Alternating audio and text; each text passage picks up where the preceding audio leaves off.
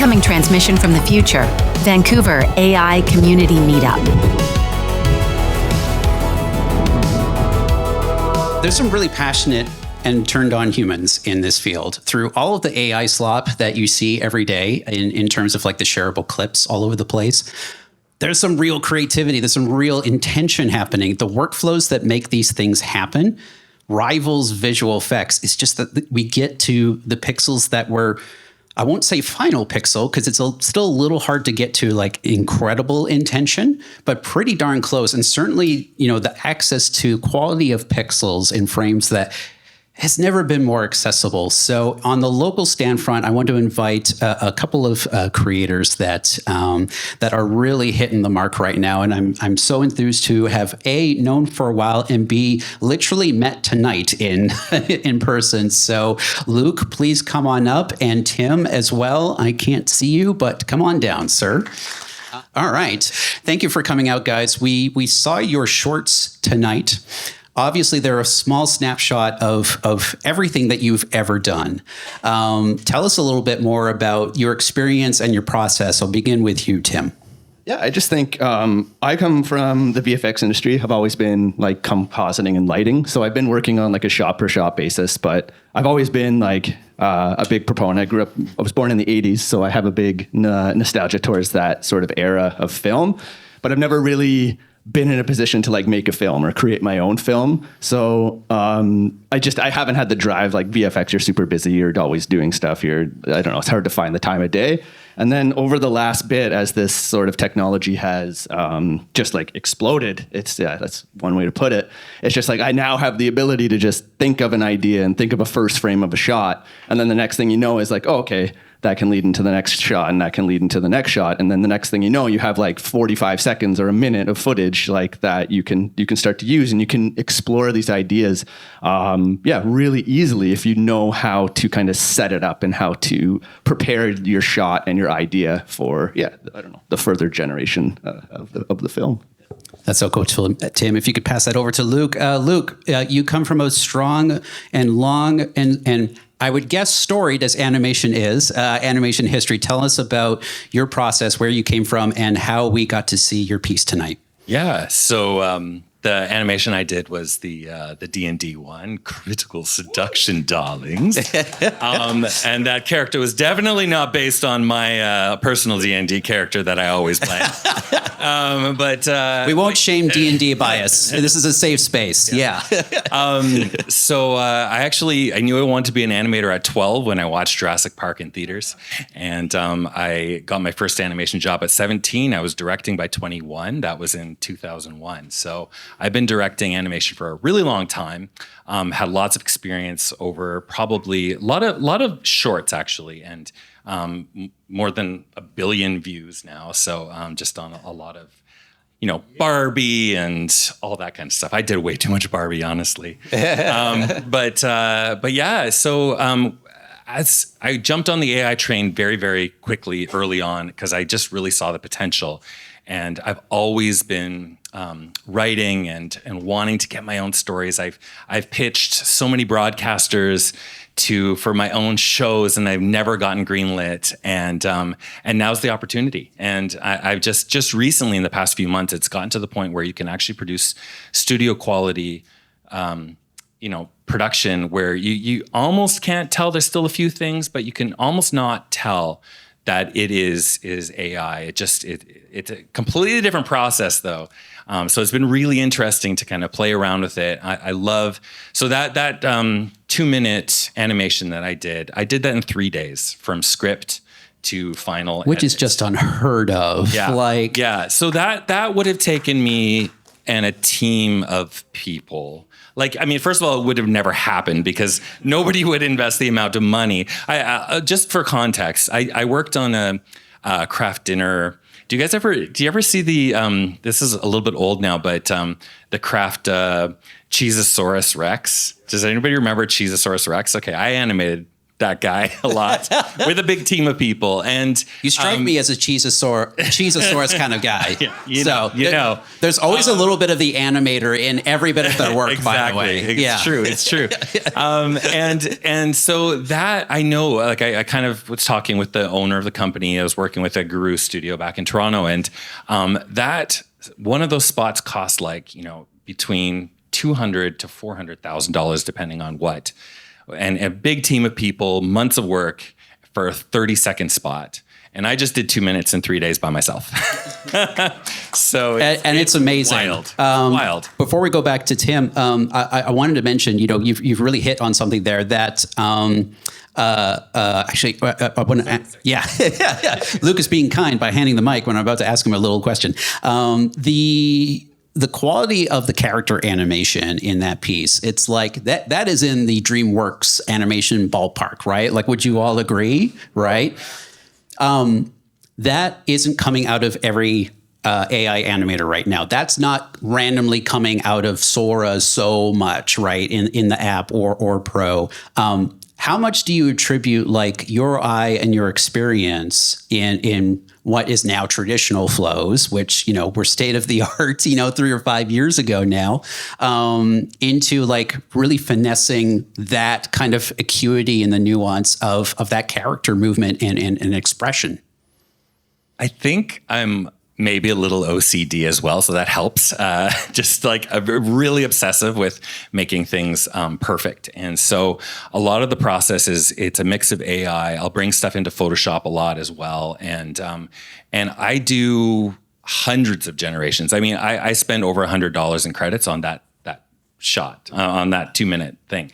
And it's because I did so many generations until I got the right acting, the right performance. And even then I'm not quite happy with a few of the shots because comedy timing is really everything, right? And for a good laugh.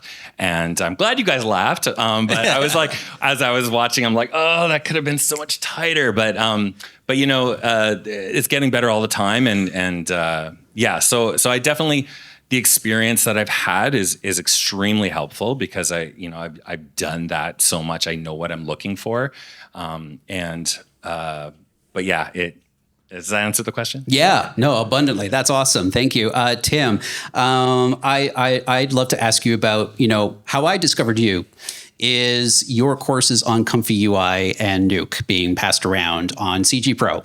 And, obviously you're still working in the heavily in the industry right now. Can you tell us about, some of the shows that you've composited on and how you've transitioned into like really bringing ComfyUI, which is not the kindest platform to really dig into, incorporating that into your everyday compositing life? So in terms of ComfyUI, like it's more exploration at this point. There's like a lot of like, as you mentioned, final pixel. The things aren't really getting to final pixel yet. But in terms of like implementing ComfyUI and implementing AI, it's experimentation, right? You have people like you understand what you do. You understand animation. You understand how to make a good shot, comedic timing. Like that's what we need more of. We need people who understand what like they're bringing and how to get that out of the AI and do that. So there's things in what we do, and that's kind of how I wanted to explore ComfyUI and VFX. And there's so many.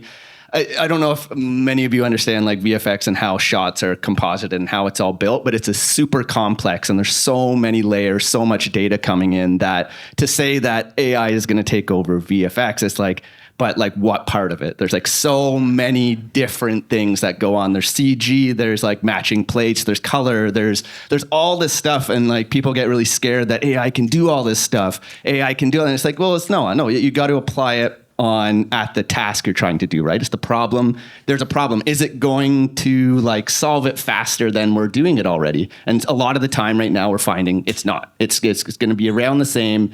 It might be faster for someone who's actually like an expert in the field to do that, right? So right now I find, especially with like, I'm like immersive technology and kind of doing that stuff right now. It's like, it's open, like working with like the cutting edge technology and all of that stuff right now. So we're kind of experimenting on how to get this stuff implemented in a way that's going to be useful. And we're finding that pre-visualization is big. Absolutely. Like getting your idea out there, and yeah. that's where it's becoming very fast. And in terms of like getting your project set up, I just came off a project where we used it for just like simple storyboarding, just to get like an idea to a director and show them, because we were under like a 20-day deadline for like a massive 2-minute project or something like that. So it's just like to quickly conceptualize what you're trying to like put forward. But like AI in that way is more powerful at the moment in pre-visualization than more Final Pixel. But then you have the big studios here that I'm sure have their tech teams building crazy tools. That, or not, acquiring,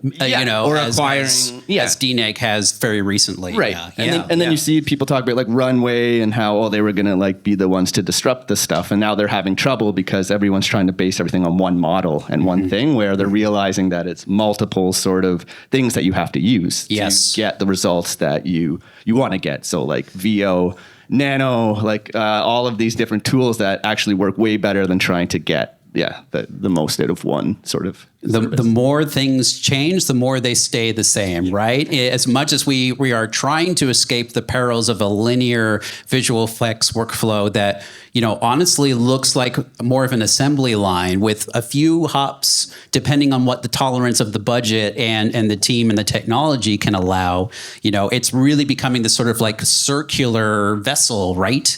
Where, you've got a first frame and you're going to take that into Nano and maybe you generate that in a combination of Midjourney or Cdance, and it's all sort of circular now. It's like, now I need a last frame that I came out. Cdance, what? Yeah. Shout out to Karu here, who's from ByteDance, by the way. Lovely to have him here. It's. That whole process that the way that everything's sort of like infinitely manipulable, infinitely working in the edit now. Like the storytelling is kind of like, what does the edit tell you at every stage now is really, really fascinating to me.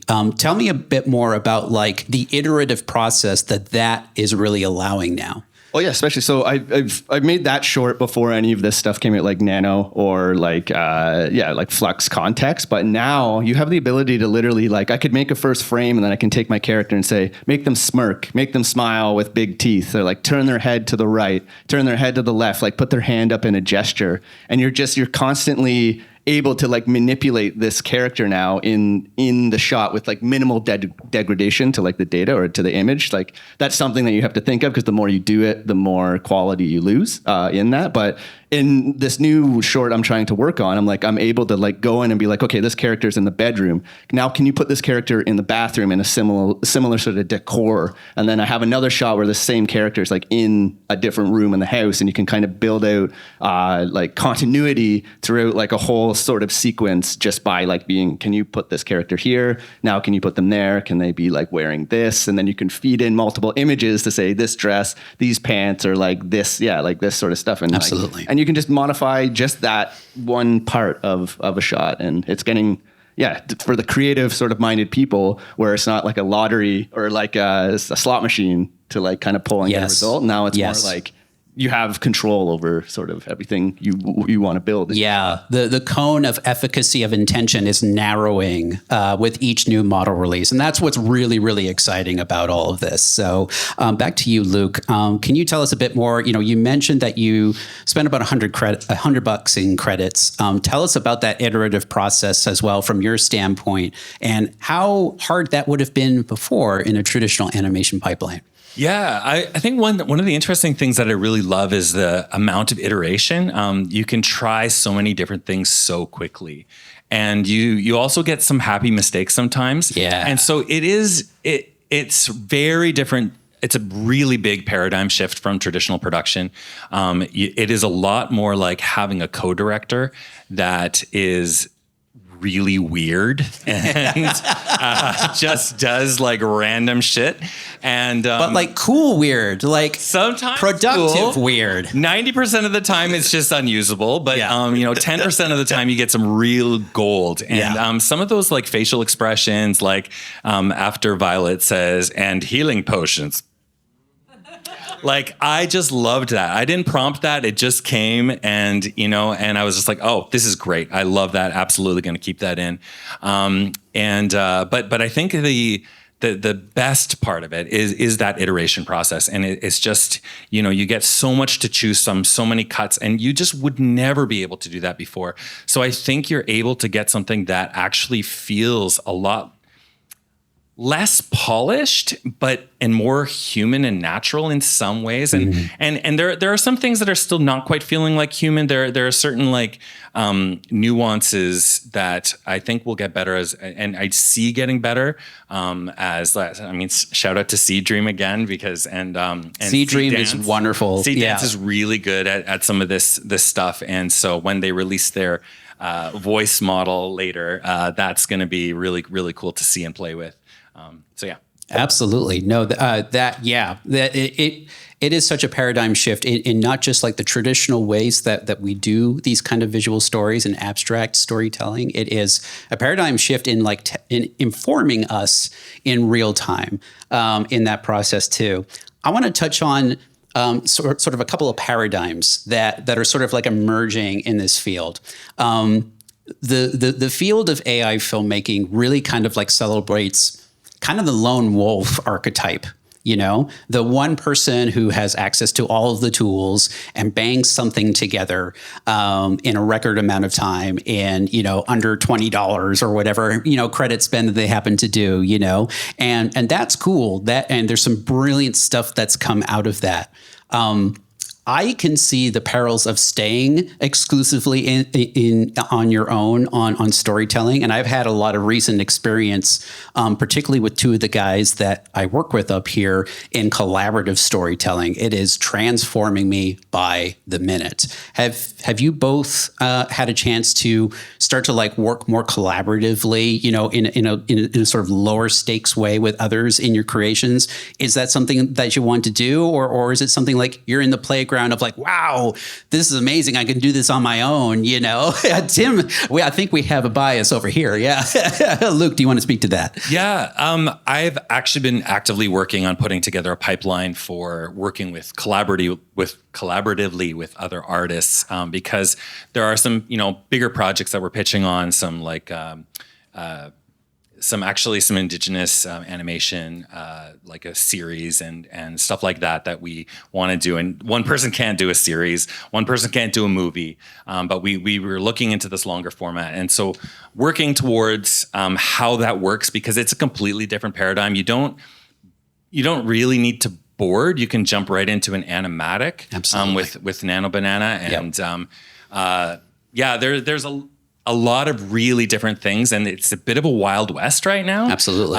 So I think there's a lot of different people in different places, just kind of putting together these processes that are kind of working, and then we're throwing it on Reddit, and you're like, oh, I'm trying this, and so it's really cool to kind of and just people that we're talking to and talking with each other even, and have you tried this, and so a lot of us are just figuring it out, and a lot of the tools are changing so quickly too. Almost every week something new comes out, and you're just sometimes a couple of times that process that I just perfected last week is done, and I don't need to do that anymore. So it's a lot of catch up constantly, and a lot of constant weekly paradigm shifts. Yeah, absolutely. Tim, love your perspective on this. I think it's crazy. I think a big part of how we move forward in this is understanding what the strongest sort of workflows are for it. And I find that these kind of start to emerge, with Nano, contextual driven, being able to tell it what to do. I think that is something that's going to move forward. I don't think there's going to be something I think that's going to be one of the mainstays in this sort of AI generation, is for a creative person to be able to tell something what to do and be able to get a result, like a Photoshop sort of thing. But having a creative person be able to tell it how it happens. Yeah. And I mean, I say this, and then maybe tomorrow something comes out and it completely as it does. And as you mentioned, I spent like I've been in this for 2+ years, and I built so many things where just a week or two later completely decimates what I built. And I'm just like, oh, well, I'm not going to do this now because there's no need to do this. And I just kind of got to a point where I'm just going to experiment and keep on doing this sort of stuff. But I'm finding in terms of collaboration that it's a lot of the stuff, again, like I mentioned before, for pre-visualization, kind of getting ideas out there and like building animatics and kind of building tools and vibe coding, even stuff like a big part of my job is tool building and kind of building things on a certain level to do tasks. So it's like if I need to manage a bunch of EXR files or I need to manage a bunch of stuff, instead of I can share this easier with someone and build out tools, and they can also build out tools as well, because they can be like, well, what if the tool did this? And I can be like, okay, I'm in Cursor. It's like, okay, I want this tool to be able to do this. It's like, okay, here you go. It spits out, goes, makes you a repository for your tool. GitHub ready. We'll upload it to GitHub. Or story, like I'm using Cursor as a story data like universe that is infinitely malleable and infinitely distributable in changes, which is like, whoa, I can change a whole season in, a few words and a keystroke. This is crazy. Yeah, and that's the big thing too. Like I'm big into vibe coding and building sort of tools. So like it's another one of my passions. I love doing that stuff and helping artists and do that stuff. And it's something before that would take me weeks to do. And then I can go and build like an app to like basically make a very simple like ComfyUI where you connect nodes and you can import these APIs to make the images, and you can do that by myself in like a day, right? Like it's crazy. Like it's nothing I would release to like a company and put it out there, but it's the idea that you can actually put that stuff together. But I think like the whole culmination of like the creative and the tech and all of that stuff, and having all these people who are embracing the technology is where you start to get these new ideas and these new workflows of like it's as you mentioned, it's hard right now to figure out how to build something around this. But it's a new frontier. Absolutely. We're going to go to questions. If y'all got questions, please raise your hand. We'll get Chris to send the mic over to you. I'm going to leave you guys. Please stay up here as well, because I'm sure there's going to be questions for you as well. I have one intention that I think is going to be like really important in this new paradigm of storytelling, and especially if like we're doing storytelling on our own and we're kind of like having this intuitive back and forth process with agentic storytelling anyways. I think the new frontier, this is the first time that has like left my head and came out of my mouth. So forgive me if it sounds a little bit blubbery, but I think one of the coolest techniques that we as storytellers, especially individuals, is learning improv acting. I think that's going to be such a fundamental core to like iterate and vibe, and especially if you're doing like video to video performances, like knowing to be intuitive in the process. Does that resonate with you guys? Like, and can we all start going to Granville Island for improv classes right after this? Tim, go for it. I think it's a big part. I think I don't come from a strong animation background, but I know that like that's a huge part of what they do, right? They're trying to they recreate the shot by recording themselves before they actually go and animate it, and then to be able to like that you can do the same thing. And I know the models aren't the best for that right now. I know Runway has like a style, video to video sort of style, restyle, and I think Luma has it as well. But I think that whole idea of Moon Valley has it as well. That's the thing. It depends on like how much better the sort of video models get. I think it's headed there. I think doing like actor to recreation of video is something that's going to be big. I haven't seen anything that like blows my mind. It blows my mind, but it's not like something where I'm like, this is going to be final. But I think it's definitely people should get more comfortable with like that sort of idea of being able to act things out. Because I mean, the biggest thing I find with these videos is the expression of the characters and like getting what you want out of them. I thought you did a really great job with your characters. I thought it was really well done, and you don't see that very often. Like to get like emotional and reaction out of what you want to see. You want to see like a lot of the time I find things, they don't push it to where it should go, and to see that you're pushing that and getting that result is super awesome. So that's cheers to him for doing that. That's really awesome. But I think that's the next step. I think we need to get more believable results out of these models, and more like if we're going to push it to that far. But the question is, do we want to push it that far? And like, do we want to? Absolutely. AI Film Festival. What? Kevin Friel, Mr. Pixel Wizard in the house. Yeah. Thank you guys for dropping some serious knowledge. Okay, so you've been hearing a lot of inside baseball here tonight. But the reason this matters is if you go down to Olympic Village and you look out on the skyline and you look at all those apartments, they're all occupied by people whose job is animation, special effects, video games, film editing. This is Vancouver and BC's economy, the creative industries. It's changing.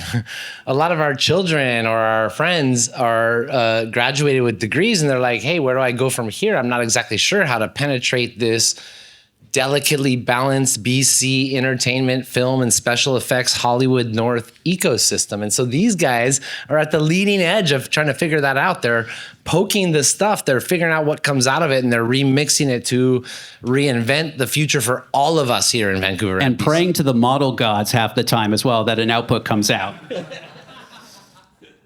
Arnold. Yeah, thanks. So I have a lot of friends who work in the industry, actors, animators, various people like that, and they're hurting right now because the industry is hard.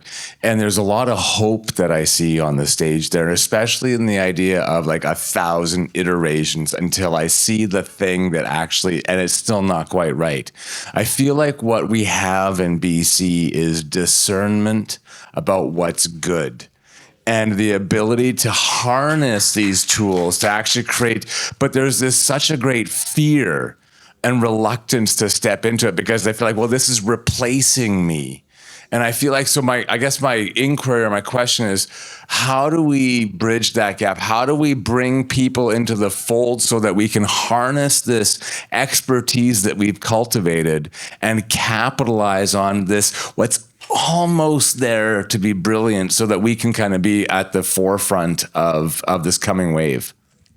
You have exemplified. Great question. That is a wonderful question. You have exemplified, precisely what I wanted to hope to showcase here tonight. These two guys and myself, we all come from the professional visual effects animation background.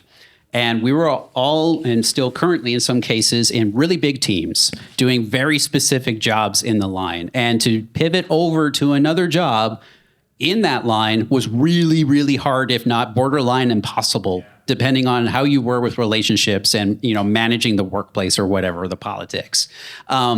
What I see, and I hope this resonates with you both, is those people that were cogs in the storytelling wheel are getting to have bigger ownership of stories now. And as Bay mentioned up there, individual studios, right? With followings, with Twitch streams of like them jamming on ComfyUI one night and seeing what pops out of the hot GPUs, I think there's a really amazing opportunity to take the existing part of the skill sets and the experiences that we all have and convert into like vibrant, multiple pegs of the economy with unbeatable IP, once that really gets a groundswell of movement through the industry and through the online appetite of like, oh, there's real stories coming out of here, right? Yeah. Any thoughts on that, you guys?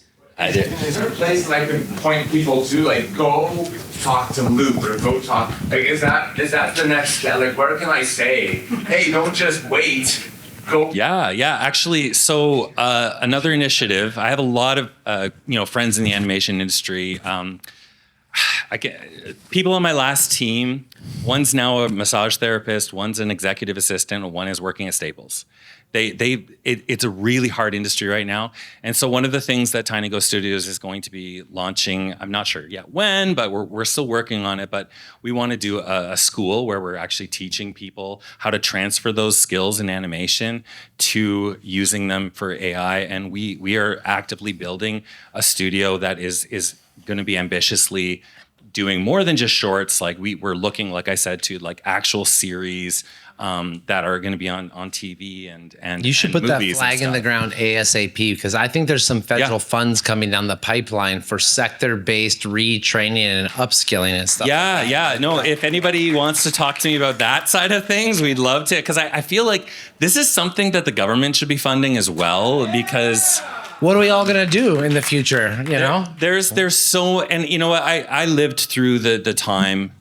I was a young artist at the time, but like in the early 2000s was when the whole change happened from hand-drawn animation to graphic, 3D animation and like Toon Boom and Flash animation. And so many people got left behind, but eventually they a lot of them did come over and retrained and were able to do that. And that's what we need to happen now. One of the weird things is, though, there's so much this ethical resistance against AI, but it's just like, if you want a job, I'm excited about it. I love it because I get to be so much more creative, and I want to share that love with others as well. So, hey, Luke, we're about to enter the lightning round. Okay. Right. Sorry, I could go on about this. If anybody wants to talk to me afterwards, I'm here. So, yeah.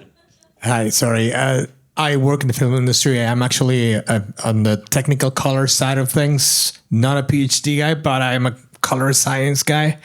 I can witness or like give a word on how hard it is to keeping a job for the past 3 years. It sounds like a miracle right now. So I've been noticing that people, well, actually, if you remember back in 2021, I had friends that were IT or like were serving tables, and then they become editors because there weren't enough people to cover all of the instances. Nevertheless, nowadays, it's quite the opposite way. Now, what I've been hearing, and for people that has been asking, like, what do I do nowadays to just break into industry? I started getting into this Curious Refuge. It's not a commercial, but I do think Kevin the Kid is actually amazing, fantastic as well. So just to be able to come from a technical standpoint where you're like consistently looking at data and transitioning into a creative ideas, just like you guys do. Tim, if I'm not mistaken, if you create tools, you come from a technical background strongly, and then just transforming that into a creative side. I'm going to digress a little bit, but this is my third Vancouver AI meetup. And I love it because I get to know a lot of people that are doing things with what it's available. So the resistance that it's supposed to happen, I think what I've been hearing is just share the word, try to make it simple, there's a period of resistance. There's a period of like going down with what used to be, but this is going fast. And the more we get used to it, if you feel comfortable, ComfyUI to me is like, oh my God, I have to learn Nuke again. Jesus Christ. But kudos to you guys. Fantastic. Thank you for being here and spreading the word. Form that into a question, sir. No, this was purely kudos to you guys and for Chris to putting all this together. Thank you guys. Real quick on that. Thank you. I would not be here without Curious Refuge. I took one of their courses in their early days. That's what really got my feet wet. And their community is inspiring our community here. This is the first of hopefully a monthly offshoot of AI film in particular, to create community, to have these conversations, to deep dive into all of the latest and greatest and bring creators together, whether you're brand new or really experienced. We want everyone in the same melting pot and bouncing off of each other and raising everything, because it's more important to do that than ever. Next question, please. Okay. We still have a little bit of program left after this. Noah, I'm not going to answer your question possibly, but bear with me for a second. Mari wiyin kami men kumpu kami keche inche Susan Piñan tancho y Silva tanyo que yañes inche tuun taviña del mar warrior mel wilu inche melenta tafa musquim kes twamish kes labor-tooth mapumel. Good evening, everyone. My name is Susan Silva on my father's side, Jan is on my mother's side. I am a mother of mixed Mapuche, German, and Spanish ancestries, but I'm a grateful uninvited guest on these unceded territories. More than a question, I just wanted to make a comment very briefly. I work as a cultural facilitator with the UBC Center for Migration Studies, and this past year, we used AI, actually just ChatGPT, to create a script from the storytelling of two Indigenous elders. One of them was the hereditary chief of the Sanok village, where we are all gathering today. and we were actually able to reproduce the Sonac village before forced displacement. And we screened the film here at the Museum of Vancouver upstairs, which is really funny. Yeah, yeah. And we reproduced the film, like the village, and we did the photogrammetry of the elders. We did their mocap. It was very fun. Now their grandchildren can make video games with them if they want.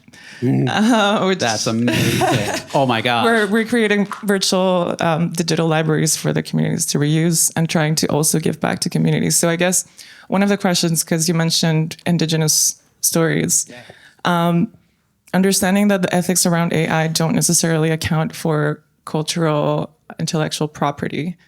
What are the steps that you suggest if you've worked with Indigenous communities before to, have more of a relational and reciprocal approach? Because I have my own methodologies, but I'm curious to hear what you know. Yeah. So one of the great things about AI and that people aren't talking about, I think, is the fact that because we can create these things for so much cheaper, and because the gatekeepers have traditionally been white male, this is an opportunity to really highlight underrepresented voices in a way that was just impossible before. That you could not get buy-in because there wasn't, I'm afraid that my little white son is not going to see himself in all these Indigenous people over here, right? So this is something that's really important to us in our studio, is uplifting marginalized voices, especially queer voices and Indigenous voices and BIPOC voices. And so that is something that we're really pushing forward. And as far as you can get enough control out of the AI to give your own story, to tell it the way you want to tell it. So, it really comes down to involving Indigenous storytellers, period. That's it. So, yeah.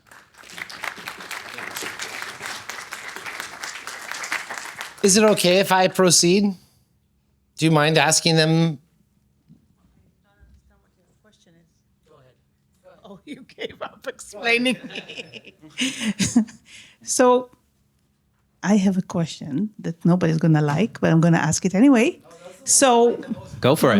Sean is going next after you, and we like his questions the least. So I put an image I created with, I think, Nano on my Facebook feed. And I got a lot of reactions. And one woman out of the States wrote, AI is all about theft and lying. And she kept on explaining that. So be careful. Oh, she told me that I should be careful because people are not going to want to work with me because I'm using AI.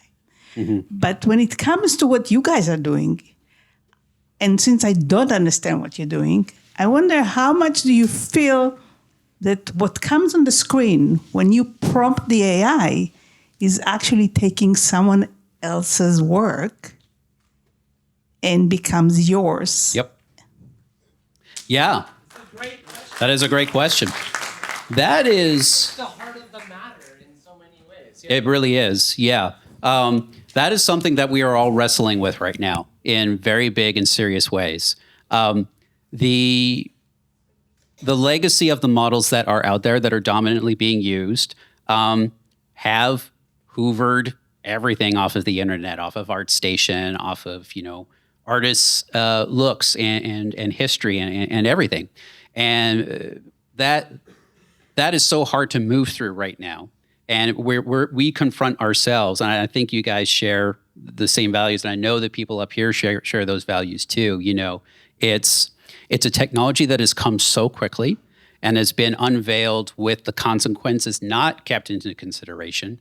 But here we are, and that paradigm has shifted. So what I am hopeful for is the proliferation of new ethically trained models. So consensually trained, that means that anyone that is in Moon Valley or Adobe Firefly, and they've just had a big new update this week at Adobe Max that actually makes that model production usable again in terms of quality, because it was kind of falling behind before. Everyone has given consent in those models.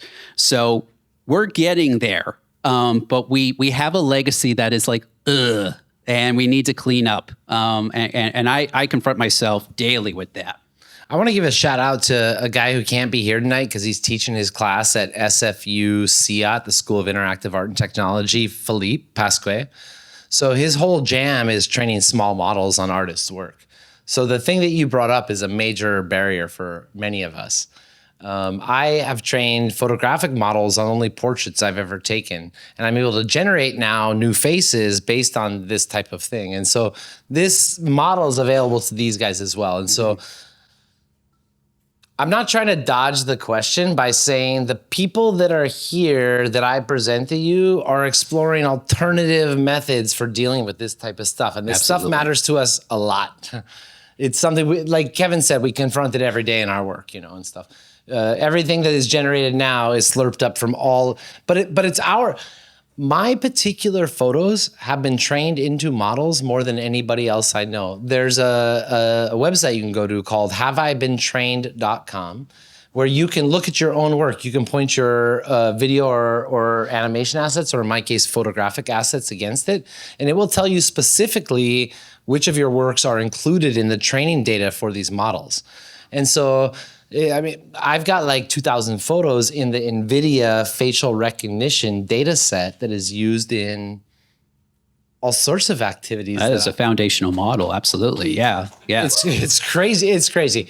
I was just going to say too, maybe one thing that could help is having like affiliation and royalties. We just don't know how to do it. You're right, but nobody knows how to do it. It's already been done. The ship sailed. They stole all my work. They trained all of the things. If I may, Chris, that is actually a conversation that is starting to happen with large models and with Hollywood initiatives as well. It's really early days, but there are folks that are starting those kind of models with blockchain interdependency into the latent space. And every time that anyone's sort of like contribution to a model is hopefully going to get some kind of, hopefully more than Spotify type remuneration on each generation. It is a big conversation right now, and there are levers starting to move on that, but it's early days. So I want to thank these guys, Tim, Luke. Thank you so much, guys. This was amazing. I'm just about to put the mic in the hand of some guy. I don't know what he's going to say, so I want to relieve you of any responsibility that you have to be accountable for it. Kushal, what's your question? Whether to go on stage. It's all right. We'll pass the mic to the people. All right.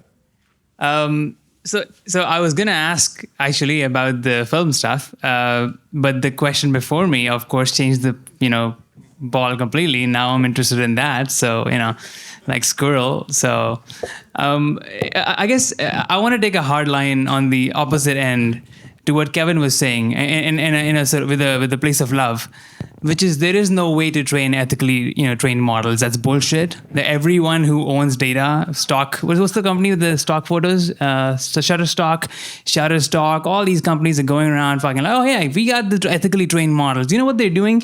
They're saying all the photographers that ever uploaded photos to our platform, we have the license, go pound sand, these photos we own. So that is not ethically trained fucking, models. That's them saying, we got you by the balls again to January, That's what I was saying about DeepSeek and so on. And so there is no ethically trained models in that sense. I think in my personal view, you have to give up the idea of IP and trademark and all this other stuff to ever enter the true age of AI. If you're going to try and attach to the micro remuneration idea of, it's not going to work. There is no latent space true connection. We can parse, we can have, sparse autoencoders to try and figure out what's being, hit. But that's all bullshit. So I just feel like that's not the place. I think we have to truly say this is the next step or another step in a different medium of filming. It was a breath of fresh air. My question was going to be like, how much of you guys do, you keep saying, I ask the model, I beg the model, it generates. I don't feel that's true. I feel like you're most of it is like, here's the character, control net. Here's the, lighting control net. I feel like that's what you guys are doing because the consistency that I'm seeing seems much beyond the begging the model, right? And they're still begging the model involved. So that's my question. No, actually, it's a little bit of both. Yeah. It's a little bit of both. That I think we're at a time where there's a lot of forks to be made. I think both are correct right now. We're in like that wobbly quantum theoretical space of both can be true right now, and we have to see what resolves, right? Because I'm certainly hearing conversations from major stakeholders on the other part as well. So it's deeply interesting. And, you know, in terms of like, you can put in references, and it's more the models are just getting better at coherency. That is giving us consistency now. From a prompt even. Like a lot of my stuff I'm not using reference images for right now. It's pure just like consistency of prompting, and Claude is really helping me with that. And the model just like keeps that in context with like whichever like job that you're doing now. That's where the consistency is coming from. So it's kind of like, yeah, it's like, okay, I'm going to keep going. And okay, it's still consistent. Okay. Oh, now my fox is a child. Like, come on. We had 300 generations and 301, the fox is a child. Thank you very much, you know? So it's like, it's just still weird at the moment. You've both given an amazing first ever AI film festival and answered a Kush question on point. So good job, Kevin. Trial by fire. Thank you so much, everybody. We're hoping to have a branch off monthly meetup of this. So if you love the spirit of this, you know, this is a big version of this, but there's more to come on that. So thank you for such an outstanding and welcoming first attempt at this, y'all.